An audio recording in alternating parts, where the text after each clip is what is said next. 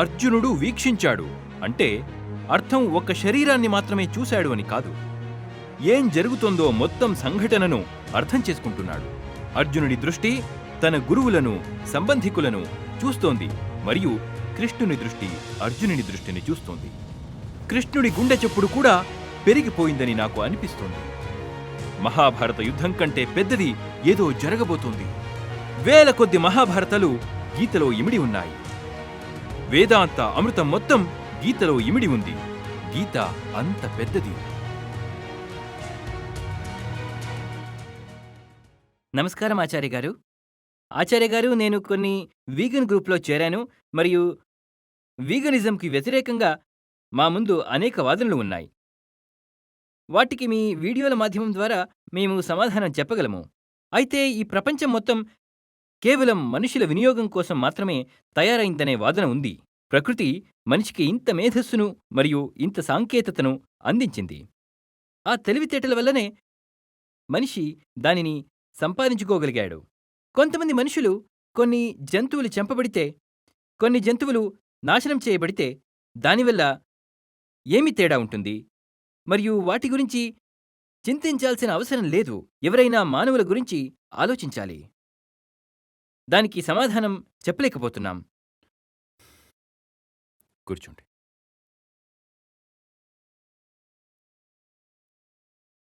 చూడు, మీరు చెప్పేది ఈ విషయం ఏదో సాధారణ ఆలోచన నుండి వచ్చింది కాదు. ఈ విషయం నిజానికి అనేక మత గ్రంథాల నుండి వచ్చింది.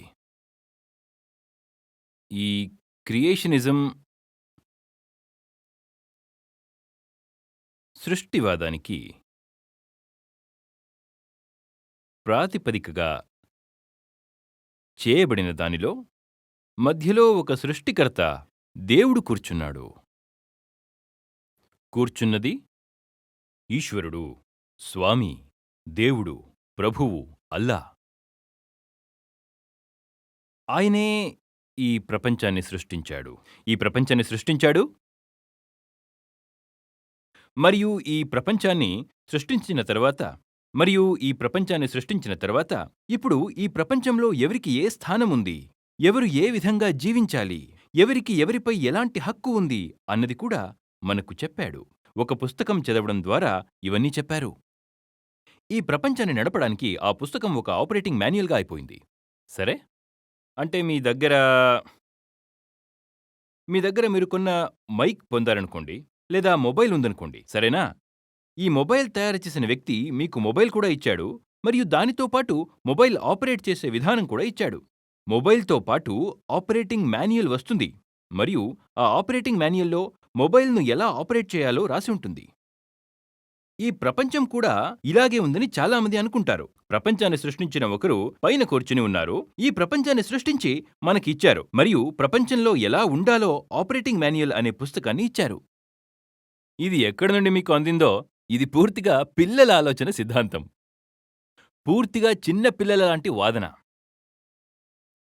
కనీస అవగాహన ఉన్నవారు ఎవరైనా, కనీస స్పృహ ఉన్నవారు ఎవరైనా ఈ విషయం యొక్క మూలాల వరకు వెళ్ళి దాని నిస్సారమైన మనస్తత్వ శాస్త్రాన్ని అర్థం చేసుకుంటారు. మనస్తత్వశాస్త్రమంటే ఏమిటో అర్థం చేసుకోండి. ఈ విషయం యొక్క మనస్తత్వశాస్త్రం ఏమిటంటే, నేను మనిషిని, నేను ఉత్తముడిని, నేనే అత్యుత్తముడిని. కాబట్టి నేను ఉత్తముడిని అయినప్పుడు నన్ను సృష్టించినవాడు నాకు అత్యున్నత స్థితిని ఇచ్చాడు. ఎందుకంటే నేను మనిషిని. ఇది అహంకారానికి సంబంధించిన విషయం. అతను నాకు అత్యున్నత హోదాను కల్పించి ప్రపంచంలోని చెట్లు, అడవి, పర్వతాలు, నదులు, జంతువులు, పక్షులు ఇవన్నీ నాకోసమే సృష్టించాడు. మరియు వారి మనస్సులలో ఈ సూత్రం పూర్తిగా నాటుకుని ఉన్నవారు చాలామంది ఉన్నారు. మరియు ఈ విషయానికి వారు నైతిక, మతపరమైన ప్రామాణికతను ఇచ్చారు. ఈ లోకంలో ఉన్నదంతా మనుషులకే అని మా పుస్తకంలో రాసి ఉందని వారంటారు. బ్రదర్, నువ్వు అంత ఎత్తులో ఏమీ లేవు. మీరంత ఎత్తులో లేరు. మీరు అస్సలు అత్యున్నత స్థానంలో లేనేలేరు. మీరు కూడా ప్రకృతి సహజమైన వారు, ఇంకా ప్రపంచంలోని ప్రతిదీ కూడా ప్రకృతి సహజమైనది. మరియు మీకున్న రకరకాల ఆలోచనలు లాగానే ఎవరో ఈ ప్రపంచాన్ని సృష్టించారనే ఆలోచన మాత్రమే, మరియు ఈ ఆలోచన మీ అహం నుండి కూడా బయటకు వచ్చినదే. అందుకే వేదాంతం అనేది మతపరమైన ఆలోచన కాదు. వేదాంతం అనేది ఎలాంటి విశ్వాస వ్యవస్థ కాదు. అందులో ఎలాంటి విశ్వాసానికి కూడా స్థానం లేదు. చూడండి, మీరు ఈ పుస్తకాన్ని చదివారు మరియు అన్నిటికంటే ముందు దేవుడే ఈ ప్రపంచాన్ని సృష్టించాడని మీరు విశ్వసించాలి. వేదాంతం ఏ విశ్వాసం మొదలైన వాటిని కలిగి ఉండకూడదని, ప్రపంచం ఉందని కూడా విశ్వసించకూడదని చెబుతుంది. మీరు చూస్తున్నారు, ప్రపంచం మీకు కనిపిస్తుంది, అప్పుడు మాత్రమే నిజమైన వాస్తవం చైతన్యం అని వేదాంతం చెబుతుంది. ఏ రచయిత లేరు, సృష్టికర్త లేడు, దేవుడు లేడు, ఏమీ లేదు. ఈ లోకము ఉంది, దేనికైనా ఏకైక సాక్ష్యం నీవే తప్ప మరో సాక్ష్యం లేదు. నీకు ఇంద్రియములు లేవు, నీకు కన్నులు లేవు, నీకు మనసు లేదు, నీకు చర్మం లేదు, నీకు చెవులు లేవు. దీనితో ఈ ప్రపంచానికి ఏ ప్రమాణమూ లేదు. ఈ లోకం మరియు నీవు ఒకే నాణేనికి ఉన్న ఇరు పక్కలు. మనిషి కేవలం ప్రకృతి ఆట ఆడుతున్నాడు, మరియు మనిషి ప్రకృతిపై ఆధారపడి ఉన్నాడు. ప్రకృతి మనిషిపై ఆధారపడి ఉంటుంది, మరియు ఈ రెండు వైపుల ఆటలో విచారముంది. ఖచ్చితంగా ఈ ఆటను దాటి వెళ్ళవలసి ఉంటుంది. అంతకు మించి వెళ్ళడాన్ని అద్వైతం అంటారు. దానిలో ఆలోచన లేదు, ఒప్పుకోవాలి అని నీకు ఎక్కడా నమ్మకం లేదు. నా ఉద్దేశమేమిటంటే, సృష్టికర్త ఎవరూ కూర్చుని లేరు, మరియు అతను భూమిని అలాంటి పద్ధతిలో సృష్టించాడు, అలాంటి ప్రక్రియతో, ఆపై గ్రహాలను సృష్టించాడు, తరువాత ప్రపంచాన్ని సృష్టించాడు, మరియు అతను కూర్చున్నాడు, మరియు ప్రజలు ఎప్పుడు చనిపోతారో అప్పుడు అతని దగ్గరకు వెళతారు. అతని తర్వాత స్వర్గముంది, నరకం మొదలైనవి ఉన్నాయి. ఏమీ లేదు. ఇవి పనికిమాలిన కథలు. ఇవి చిన్న పిల్లల విషయాలు. ఈ పిల్లల కథలలో నీవు చిక్కుకున్నావు. జంతువులన్నీ మనుషుల కోసం సృష్టించబడ్డాయి. ఎందుకు? ఎందుకంటే మనిషి ఉత్తముడు, కాబట్టి అతను ఏం చేస్తాడు? జంతువులన్నిటినీ తింటావా? ఇది శ్రేష్ఠతకు సంకేతమా? శ్రేష్ఠుడివైన వాడు అందరినీ తింటున్నాడా? ఇది ఎలాంటి శ్రేష్ఠత తమ్ముడు? జంతువులన్నీ మనుషుల కోసమే అని మన గ్రంథాల్లో రాసి ఉందని ఇక్కడ నుంచి వచ్చేవారు చెప్పారు. ఇది మనుషుల కోసం అని అన్నప్పుడు దీని అర్థం మీకు అర్థమైందా అని నేను అన్నాను. అవి మనుషుల కోసం అంటే మనుషులు ఆనందించడానికి కాదు, తినడానికి కాదు.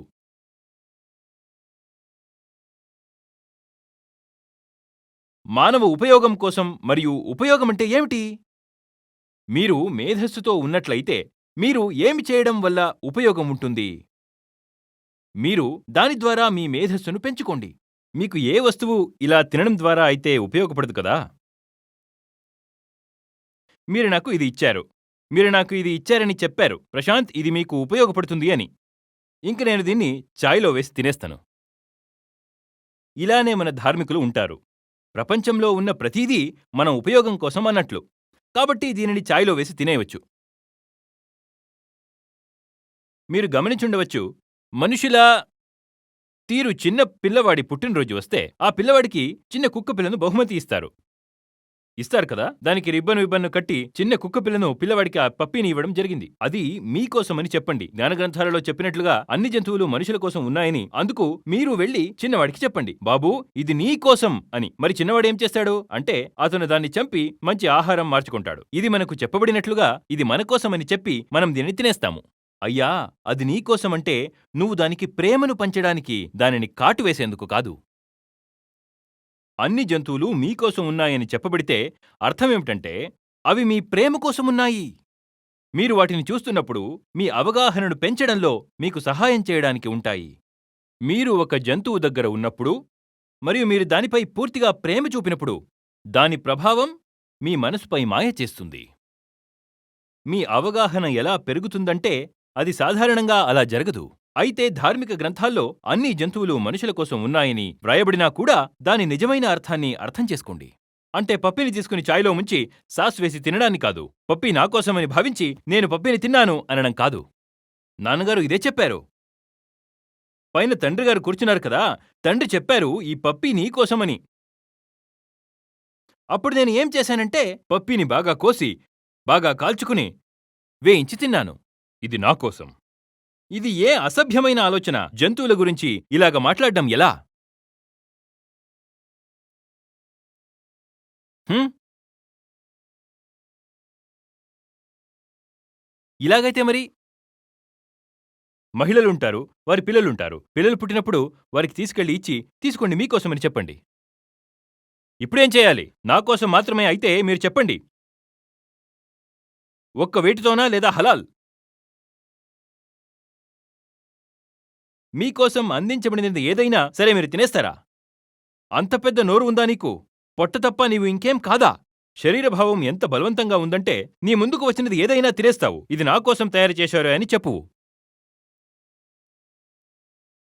ఏ జీవితోనైనా నీకు ఆహారం సంబంధం తప్ప మరే ఇతర సంబంధం ఉండదా? వాటికి ప్రేమను ఇవ్వలేమా? వాటికి రక్షణ ఇవ్వలేమా?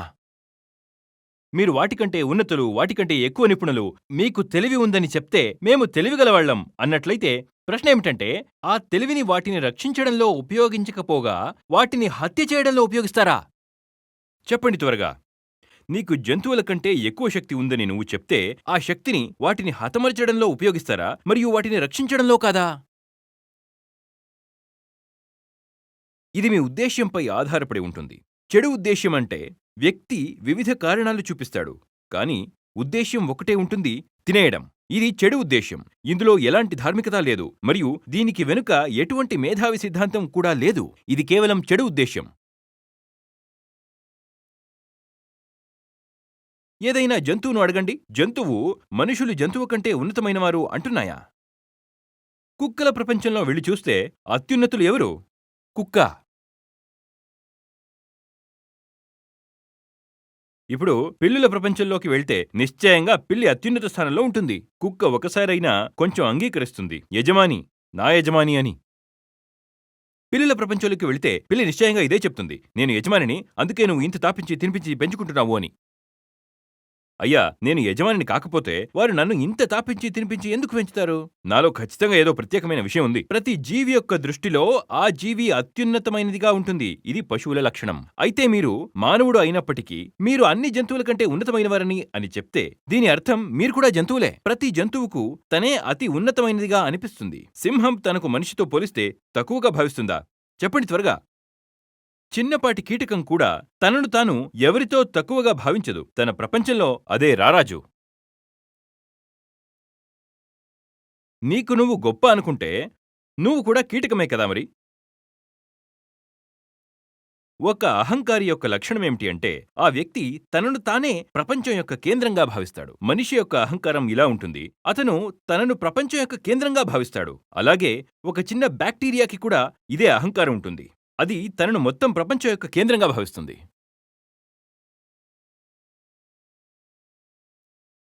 నువ్వు ఒక చిన్న బ్యాక్టీరియాను చంపేందుకు సిద్ధంగా ఉన్నావు.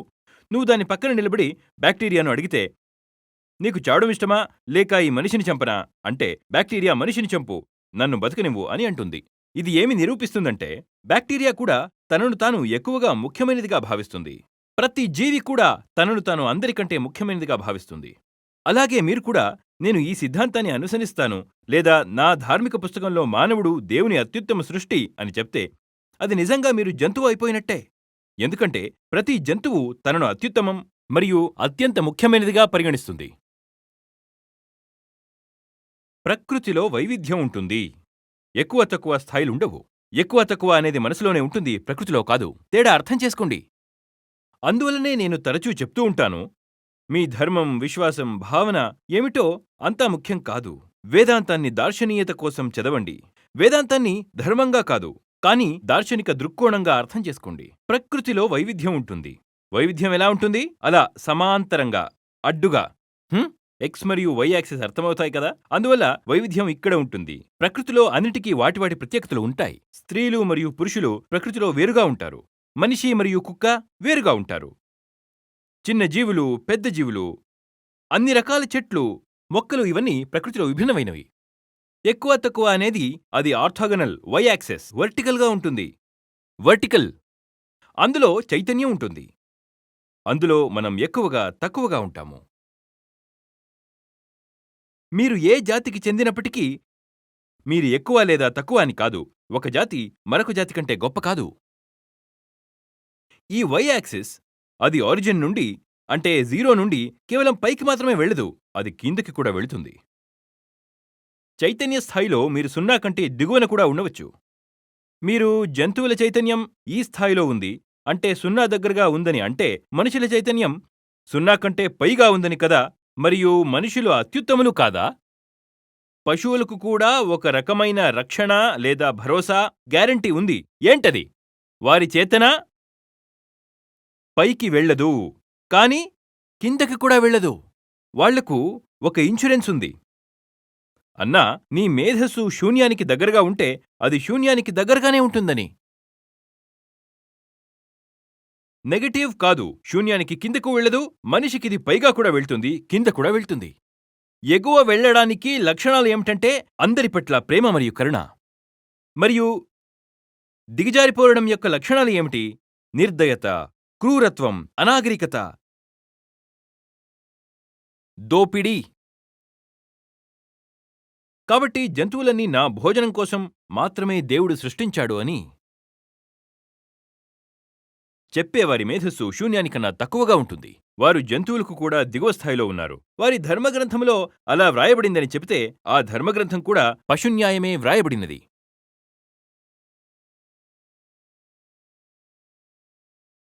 భూమిని, విశ్వాన్ని సృష్టించిన దేవుడు ఆకాంక్షల్లో కూర్చుని విశ్వాన్ని, బ్రహ్మాండాన్ని సృష్టించాడు అనే ఆలోచన విధానానికి చెందినవి ఇవన్నీ. అందుకే జీవితాన్ని సరైన దృష్టితో చూడటం చాలా అవసరం.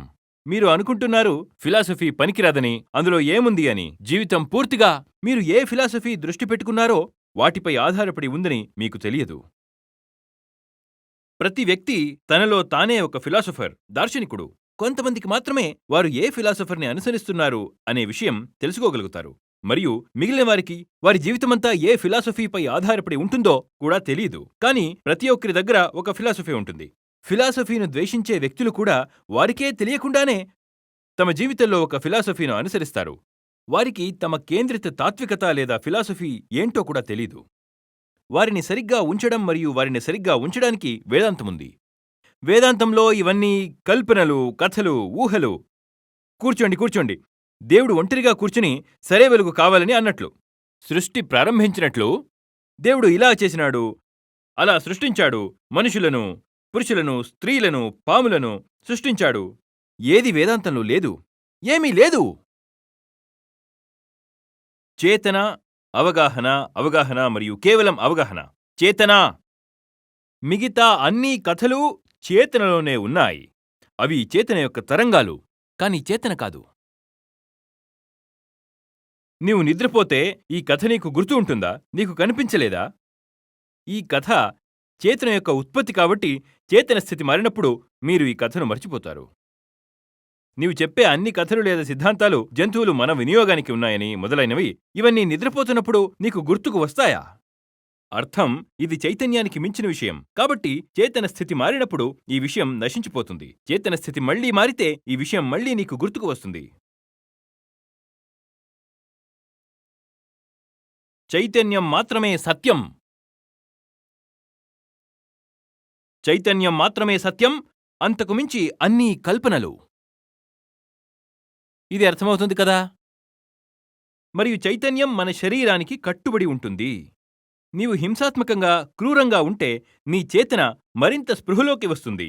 నీవు నీకే హాని చేసుకుంటావు. జంతువుని చంపడం ద్వారా నీకు నీవే హాని చేసుకుంటున్నావు. జంతువును చంపడం ద్వారా నీకు నీవే హాని చేసుకుంటున్నావు. జంతువులపై కఠినంగా ఉండే వ్యక్తి మనసు కూడా కఠినంగా మారిపోతుంది.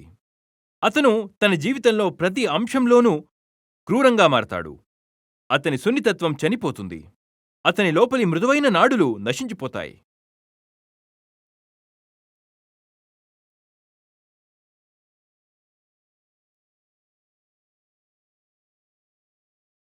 విషయం అర్థమవుతుందా?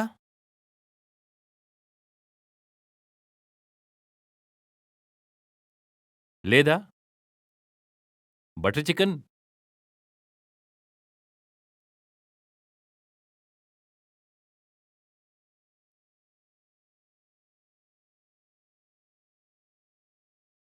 ఇవి మనుషులవి కావు, దానవ విషయాలు. బటర్ చికెన్, ఆ మటన్ మొదలైనవి. ఇది దానవత్వానికి ప్రత్యక్ష సాక్ష్యం.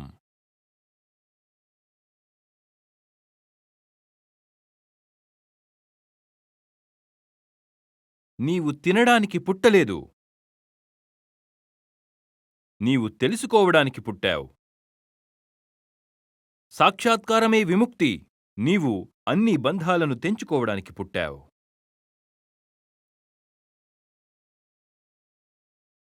నీ అస్తిత్వమంతా పెద్ద నోరు కాదు. నీకు అందుబాటులో ఉన్నవాటిని అన్నిటినీ లాగేసుకుంటున్నావు, తింటున్నావు. మేక దొరికింది, తిన్నావు.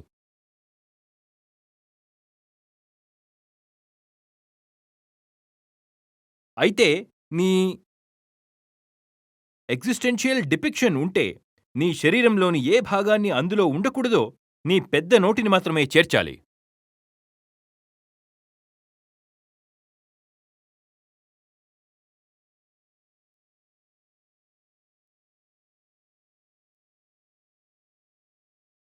మీరు విన్సెంట్ వ్యాన్ గోగ్ పెయింటింగ్స్ని తప్పక చూసుంటారు. వాటిలో జరిగేదిదే. అతను ప్రతి అంశాన్ని, ఆ అంశం అతనికి మానసికంగా ఎంత ముఖ్యమైనదో అతను ఆ అనుపాతంలో చిత్రించేవాడు. ఇప్పుడు వారి ఒక చిత్రం స్టారీ నైట్స్ ఉంది.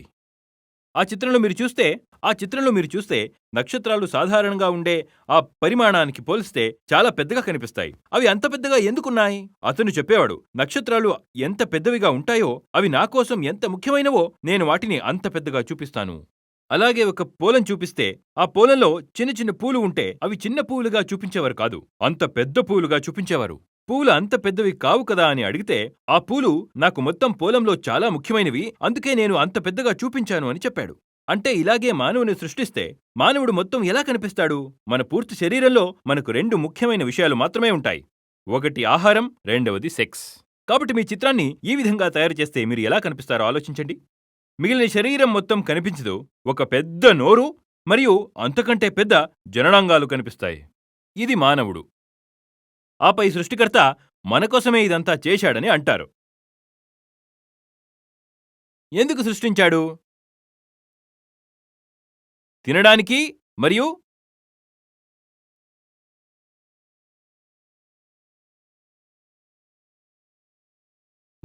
సెక్స్ కోసమా?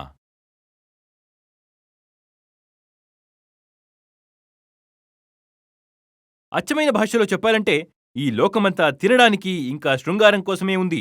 నేను కేవలం అనుభవించి ఆస్వాదించాలి, నేను తినాలి, సెక్స్ చేయాలి, అంతే. అందుకే ప్రపంచం మొత్తం ఇలా ఉంది. ఇది ఏ విధమైన ఆలోచనా తీరు? ఇందులో ఏ విధమైన ధార్మికత ఉంది?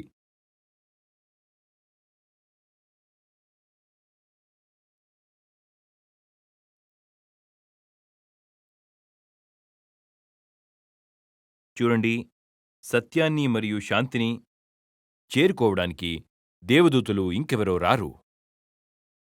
ఈ జీవితం మాత్రమే మీది. ఇది మీకు ఒకే ఒక అవకాశం. దీని అర్థం మీ చుట్టూ ఉన్నదానిలో మీకు అవకాశం ఉందని అర్థం. సత్యం మరియు శాంతిని చేరుకోవచ్చు అంటే ఆ మార్గం ద్వారా చేరుకోండి. ఒక చెట్టు కాదు, అది ఒక అవకాశం. ఒక జంతువు కేవలం జంతువు కాదు, అది కూడా ఒక అవకాశం. మీరు వాటి కళ్ళలోకి చూడగలిగితే, వాటితో స్నేహం చేస్తే మీరు ఆ అవకాశాన్ని సద్వినియోగం చేసుకున్నట్లే. అవును, రాళ్లతో కొట్టాలి, క్రూరత్వం ప్రదర్శించాలి, నరికి తినాలి అంటే మాత్రం నీవు అవకాశాన్ని కోల్పోయావు. నీవు ఎన్నో అవకాశాలను కోల్పోతున్నావు. అది శరీరాన్ని ఉంచుకోవడానికి అవసరమైన పరిస్థితి. నేను మీతో మాట్లాడుతున్నాను. ఈ మాట్లాడే సమయంలో నేను కొన్ని జీవులను చంపే అవకాశం ఉంది. ఇది చాలా వరకు సాధ్యమే. నేను ఇలాగా చేతులు ఉంచినప్పుడు ఇక్కడ చాలా చిన్న జీవి చనిపోయిందని నాకు తెలీదు. చాలా చిన్నది. నేను చేయలేను. నేను నిస్సహాయుడిని. కానీ ఆ నిస్సహాయ పరిస్థితి లేకుంటే కనీసం అక్కడ హత్య చేయకండి. నువ్వు నడుస్తున్నప్పుడు ఏ జీవులైనా నీ కాళ్ల కింద నలిగి చావవచ్చు. ఏం చేయగలవు? అది తప్పనిసరి పరిస్థితి. జీవించడానికి కొన్ని జీవులు మీ చేతుల్లో నాశనం అవుతుంటాయి. ఇది జీవించడానికి నిబద్ధత గల పరిస్థితి. మీరు ఎంత ప్రయత్నించినా ఆ పరిస్థితి దాటి వెళ్ళలేరు. కానీ అలాంటి పరిస్థితి లేని చోట కనీసం హత్య చేయకండి.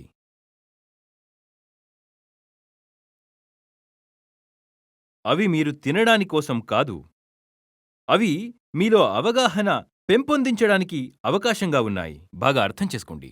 వాటినే దేవదూతగా భావించండి. అవే దేవదూతలు.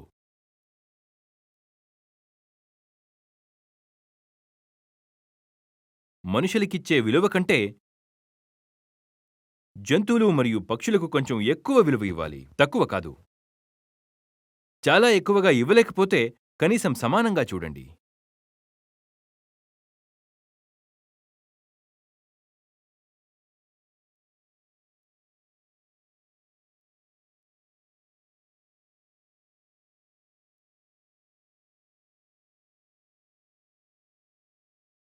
ఇది ఎంత విచిత్రమైన విషయమంటే, జంతువులకు సమానత్వాన్ని ఇచ్చేవారు ఇక జంతువులుగా ఉండరు. వారు జ్ఞానస్థాయిలో ఎదుగుతారు. కానీ జంతువులను తనకంటే తక్కువగా భావించేవారు జంతువుల కంటే కూడా తక్కువ స్థాయిలో ఉండిపోతారు. జంతువులను తన స్థాయికి సమానమైనదిగా భావించేవారు జ్ఞానస్థాయిలో చాలా ఎదిగిపోతారు. జంతువులను తన స్థాయికి సమానమైనదిగా భావించేవారు ఇకపై జంతువుగా ఉండరు. జంతువులను తనకంటే తక్కువగా భావించేవారు జంతువుల కంటే కూడా తక్కువ స్థాయికి పడిపోతారు.